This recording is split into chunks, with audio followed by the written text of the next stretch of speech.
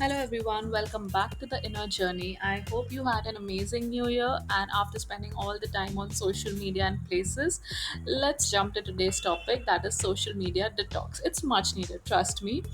We'll go through it step by step. It's tough, but it is the need of the hour, I can say.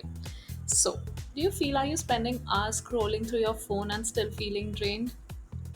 Worry not, you're not alone.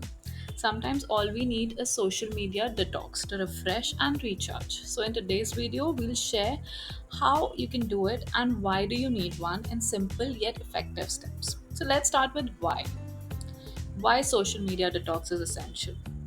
Social media undoubtedly is fun, it connects us to everyone, but it can also make us feel overwhelmed, distracted, or even anxious. I know you must be shocked, but anxiety is also due to social media. It is one of the major causes of it. So, here are a few reasons why detoxing is a game changer. Number one, it reduces stress caused by endless notifications, comparisons, nudges, etc. Number two, we get back our precious time to focus on hobbies, friends, or just ourselves. Number three would be helps in improving focus and productivity by clearing the mental clutter. And fourth, most important one, it allows to reconnect with the real world and to be truly present in it rather than just the virtual one. After having understood why it is necessary, let's see what are the steps. And step by step, we'll go. So, number one would be start by setting a goal. Why am I detoxing? Ask yourself that question. Is it for mental clarity, more family time, or just a break from the digital noise? For me, it was realizing I was spending more time scrolling than living. There was a time I didn't visit a restaurant, but I was just scrolling, and saying, okay, this is a new place opened here, but I never went there. So that was a time like I need to live the real life. That was my reason. So, step two would be taking baby steps. Start with just one day, like a Sunday, to stay offline. Use that day to do something you love cooking, reading, taking a walk, or just having a chat with your friends, and you'll notice the difference.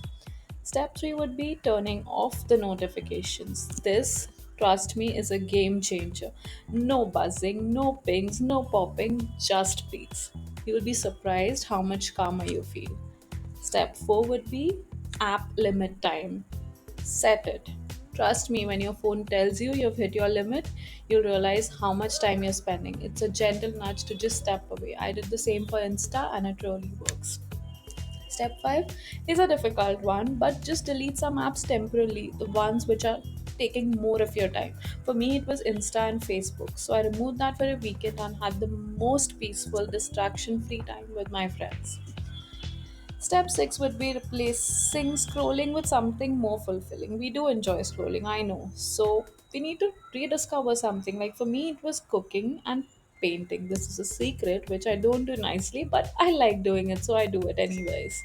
So, what's the one thing you've always wanted to try? Now it's your chance to do so. Do it.